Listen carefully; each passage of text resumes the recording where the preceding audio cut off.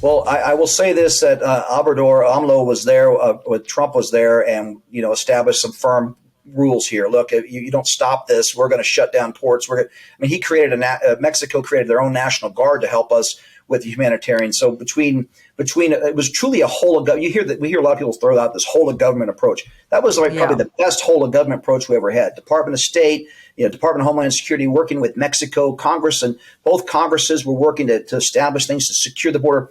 Look, a secure border is beneficial to both countries. It keeps people safe, which allows lawful trade and travel and a healthy world.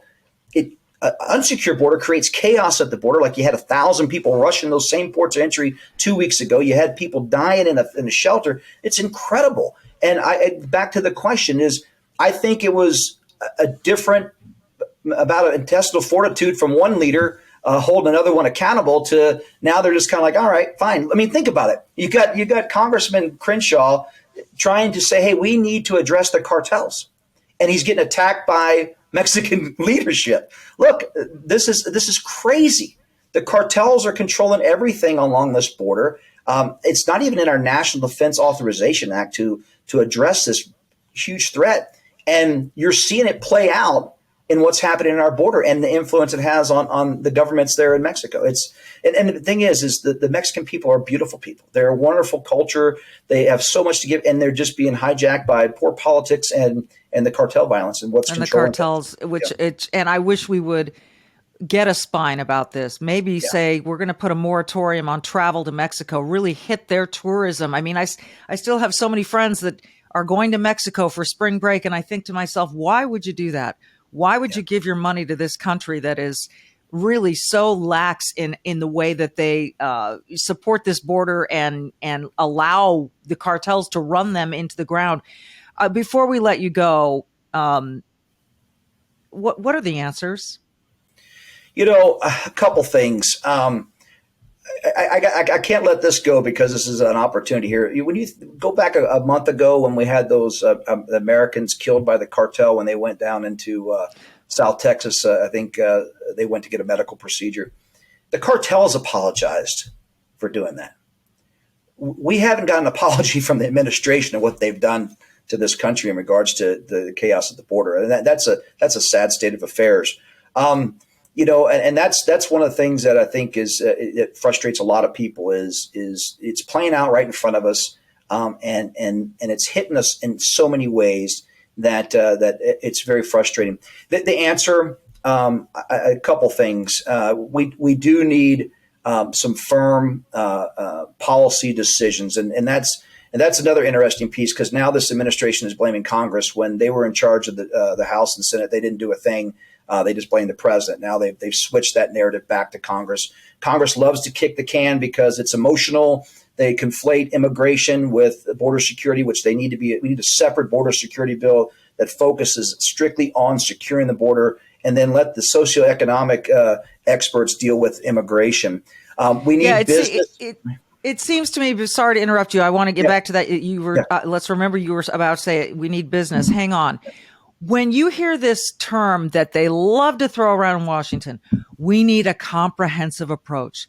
That seems to me to be saying we're not going to do a damn thing until we're happy with every aspect of this. And it is full and instead of solving each individual problem in a way that, no, we can't do that until we get this and this and this.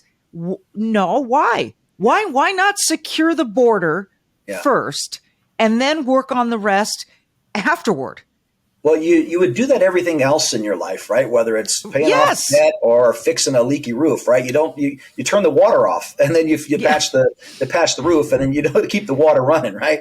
Yes. Comprehensive when you hear it from the Beltway is kicking the can is what that is because we've been kicking that can for decades. And is that because it is emotional, like you described, like or is this also, I hate to be so cynical, but is this a great fundraising issue for both sides? I think it's probably a little bit of everything, right?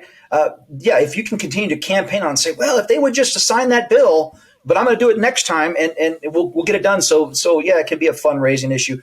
But look, I think it's important to separate our immigration process, because we do need workers, we need smart people here. We need to continue this. We're a country founded on immigration. We get that, right?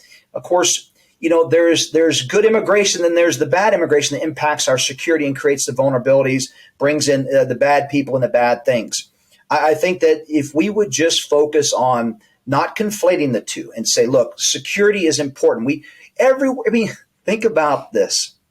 You have a lock on your bathroom door, in your bedroom that has a lock on the door, to your front door that has a lock on the door. But we don't want to build a security around our country. That's crazy. Immigration, it touches emotions because people talk about family and they all have a story.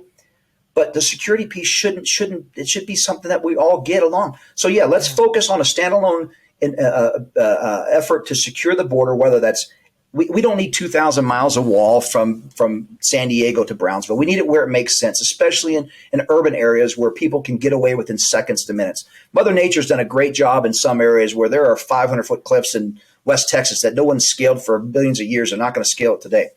But where it makes sense, let's get the right people doing the job where it makes sense. Let's focus on the second and third effects of illegal immigration in the forms of supporting ICE and the removal process. Let's figure out what is the right way to get those wide gates. That's where you get your business leaders. You get your community. The hospital director says, look, I'm only have a budget to handle my community, but if you surge in 100,000 people that need help, I need more funding. So these hearings that the Republicans have been doing, I think that's great because it's bringing the voice to the people. It's not a stunt, believe me. If the media covers it. Yeah.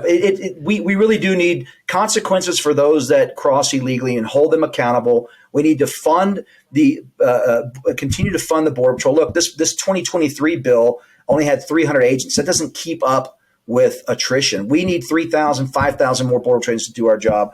But we meaning the people, need to hold our elected officials accountable to say, hey, solve this problem. Or it's only going to get worse. And look, this is something that's been going on. But dealing with people is complex, Michelle. You know that. So the human side of this is very, very difficult. To just you can't just cookie cutter it. But the security side is really not that complex. And it's not complex at all. It's and that's where we, as a nation, owe it to our citizens who pay taxes, that pay for the Border Patrol and all of the rest, are able to stay safe. And it just isn't happening.